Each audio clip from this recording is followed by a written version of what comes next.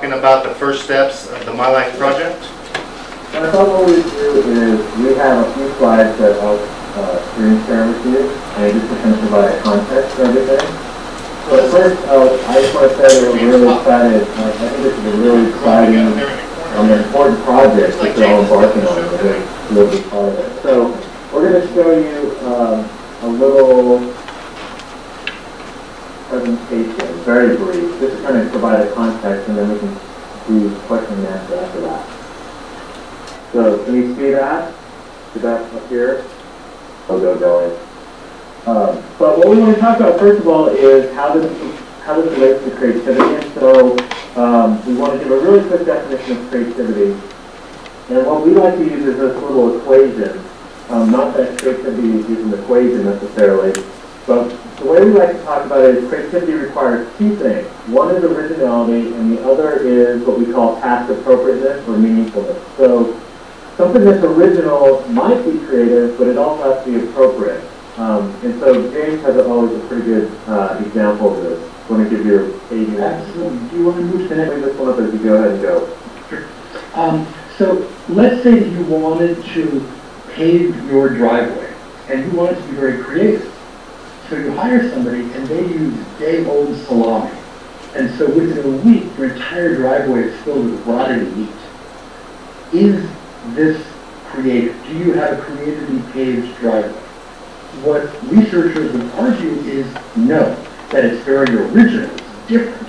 Your driveway will look different than every other driveway in the block, but it's not performing the function of a driveway. You can't drive on it, you can't use it in any way.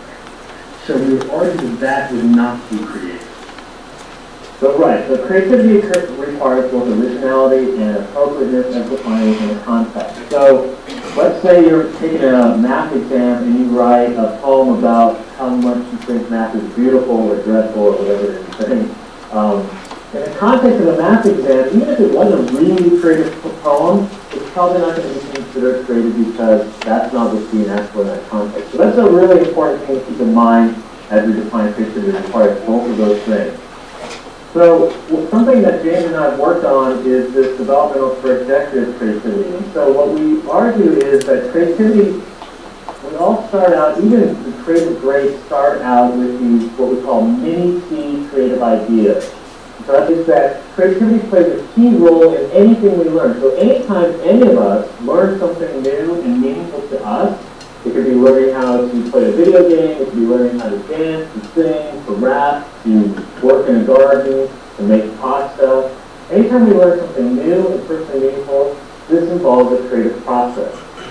Now, we can sometimes develop that into something that other people will find creative as well. And what that requires to move from what we call mini-C to little c is feedback. So for example, I might look in my refrigerator and see leftovers from the Italian restaurant and the sushi restaurant and think of a creative way to combine those together, and I might think, this is going to be great, and I even taste it and I think it tastes good, and I serve it to my family and they spit it out, then that is not considered little c creative. I would need feedback and have to hear, why did you spit that out? What was unsavory about that? And they would explain that to me, and then maybe I can make that adjustment. So the idea is we all start with these kind of mini creative ideas, and then with feedback from others, it could be teachers, parents, our friends, whomever, it can help grow into little c creativity.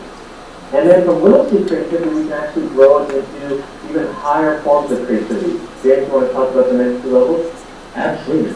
So it usually takes about 10 years to become an expert in a field. And for example, if you think about any filmmaker, they've probably been making movies for, since they were in high school, in their backyard with a video camera, with an iPhone, and then it takes about 10,000 hours or so, or 10 years, to become what we would call an expert. And you can be pro C in, again, almost any area. So many of, so for example, your teachers are pro C at teaching. And in a sense, pro C is the limit to what we can kind of hope for in our lifetime. And to be at that expert professional level.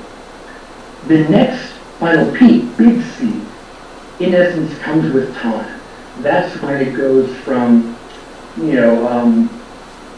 a published writer to somebody like Mark Twain or Charles Dickens.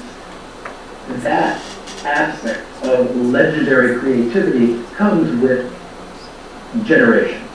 Is that creative work still appreciated and enjoyed decades and decades after the creator maybe is no longer even around? And that's something where we can guess who might be big C. So probably, for example, Stephen King or Bill Gates will be remembered 100 years from now, but who knows, weirder things happen.